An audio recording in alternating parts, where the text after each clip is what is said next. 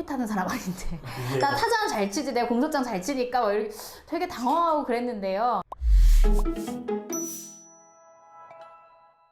안녕하세요. 여러분의 인생을 지켜드리는 검사 출신 이고은 변호사입니다.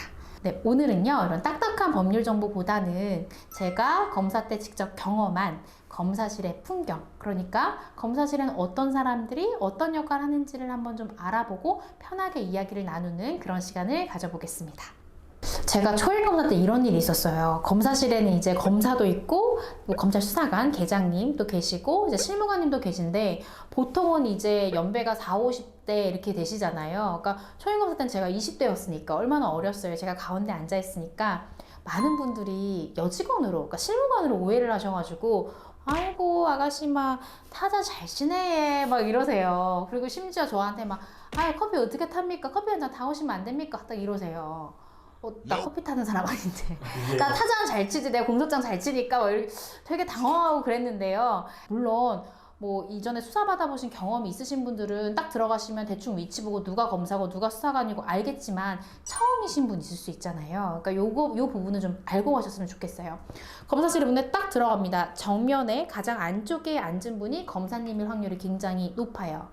옛날에 이제 검사 이고은 이 명패를 딱 가운데 뒀는데 요즘은 명패를 피의자 앞에 두지 않도록 되어 있거든요. 왜냐면 이제 몇 년 전에 불미스러운 일이 있었어요. 그러니까 피해자가 조사받다가 화가 나서 명패로 검사를 폭행하는 사건이 일어났었어요. 그래서 그 다음부터는 대검에서 지침이 내려온 게 명패를 피의자 앞에 놓지 말라고 해서 요즘 검사님들이 뒤에 놓거나 아니면 그냥 본인 집무실에 놓거나 이렇게 해서 명패가 없으니까 많은 분들이 누가 검사님이지? 이렇게 헤매세요. 근데 본인 정면에 가장 안쪽에 앉으신 분이 검사님이다 라고 생각하시면 되고, 그 양쪽 옆으로 검찰 수사관님들이 앉아 계세요. 물론 이제 초임 검사인 경우에는 수사관이 보통 한 명이 배치되고 조금 경력이 쌓이면 이제 수사관 두 분이 이렇게 배치돼서 하는데, 통상적으로는 두 분이 양쪽에 앉아 계시고 계장님들 앞에 이렇게 피의자 조사받을 수 있는 의자가 이렇게 놓여 있죠. 그리고 그 옆으로는 실무관님이 이렇게 앉아 계십니다. 자, 각자의 역할을 한번 살펴볼게요. 일단 검사님한테 인사하시고 양 옆 중에 어떤 계장님인지 본인 사건을 담당하는 계장님한테 인사하고 앉으십니다. 그러니까 우리가 검사가 조사한다라고 생각하면 검사님이 다 조사할 거라고 생각하시는데 여러분 그거 아니에요. 검찰 수사관, 내 사건을 담당하는 계장님이 조사의 90% 이상을 하십니다. 그리고 검찰 조사의 마무리 때 검사님이 중요한 점만 포인트만 딱 물어보고 마무리를 하시는 거거든요. 그러니까 검찰 수사관은 말 그대로 수사를 하는 사람이란 말이에요. 그래서 피의자나 참고인들을 직접 조사하는 역할도 하시고 또 그 수사에 필요한 체포 구속영장이나 이런 부분에 대한 초안을 이제 작성하시기도 하고요.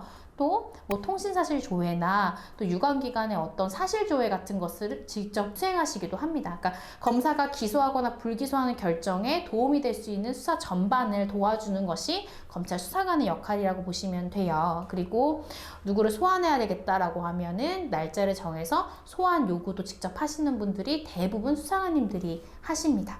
이런 업무를 하시고, 조사 다 검찰 수사관님한테 잘 받았어요.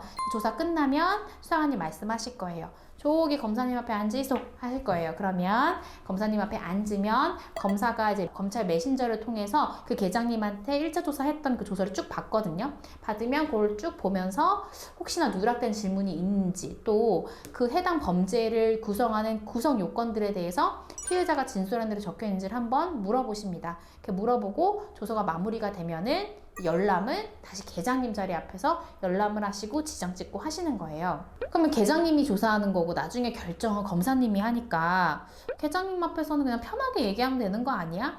그렇게 생각하실 수 있는데요. 검사님들이 가면은 계속 서류를 보고 계실 거예요. 다른 사건을 검토하고 계실 텐데 그렇다고 해서 내가 조사받는 내용을 듣지 않느냐? 절대 그렇지 않아요. 귀는 열려 있거든요. 그래서 조사가 잘 진행되고 있는지 계장님이 우리가 준비한 대로 잘 조사하고 있는지를 검사는 계속 들으면서 기록을 보고 있어요. 그래서 계장님한테 앉으실 때도 좀 이렇게 공손하게 앉으시고 대답하거나 말하는 뉘앙스도 본인이 준비한 대로 잘 진술할 수 있게, 그러니까 검사로 하여금 저 사람 너무 태도가 불량한데 이렇게 보이지는 않게 최소한 그렇게 진술하시는 게 되게 중요하고요. 검사가 실제로 쓰는 메신저가 있어요. 그래서 그 메신저로 조사 중간중간 그 수사관이 누락한 지문이나 혹은 조금 더 추궁해야 되는 포인트가 있으면 메신저로 계속 계장님이랑 얘기를 하면서 조사를 하는 거거든요. 그래서 물어보는 건 계장님이지만 어떤 질문을 추가하거나 변경하는 건 검사가 계속 들으면서 그때그때 즉각적으로 메신저로 계장님이랑 소통하면서 진행하신다는 거를 잊으시면 안 돼요. 그래서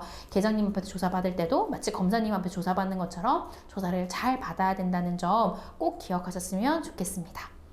그리고 나서 이제 실무관님이 계신데 검사가 조사하고 계장님 조사하고 나면 기록을 만들어야 되잖아요. 그죠? 검찰로 그냥 불기소가 된다면 보존기록 할 기록을 만들어야 되는 거고 그게 아니라 법원으로 넘어간다라고 하면은 법원에 보낼 기록을 조제해야 되는데 실무관님이 기록도 조제하고 그 검사실의 행정적인 처리를 맡으세요. 그래서 한 검사실에서 매달 통계를 내거든요.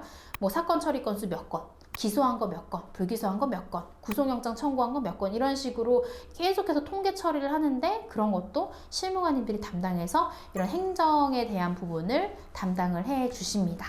그래서 그렇게 검사실이 운영이 되고 이러한 검사실의 각 구성원을 운영해 나가고 지휘하고 하는 것이 바로 검사의 역할인 거예요. 그래서 검사가 단순히 수사만 잘하고 혹은 재판만 잘하는 게 검사의 역할이 아니라 검찰에서 선배님들이 늘 강조하셨던 게 검사실을 어떤 불협화음이 나지 않게 잘 운영할 수 있는 것도 검사의 중요한 역할이라고 했거든요. 그래서 그렇게 잘 운영될 수 있고 수사가 매끄럽게 잘 진행될 수 있도록 하는 부분들이 다 검사의 또 역할입니다. 그래서 여러분들이 검사실에 딱 가면 처음이니까 당황할 수 있지만 누가 검사고 누가 수사관인지는 파악을 해서 조사받으러 갈 때 어떤 순서로 누구 앞에 앉아서 어떻게 조사받아야 되는지 조금 알고 가시면 당황하는 부분 좀 적어지지 않을까라는 생각으로 이 영상 마련했고요. 또 혹시나 장래에 검찰 수사관을 꿈꾸시거나 아니면 행정직을 꿈꾸시는 분들도 있을 수 있으니까 이렇게 실무적으로 운영이 되는구나 알아두시면 뭐 면접 준비하거나 이런 부분이 있을 때 좀 도움이 될 것 같아요. 그래서 오늘 영상이 유익하셨다면 좋아요와 구독 부탁드립니다. 오늘도 시청해주셔서 감사합니다. 안녕.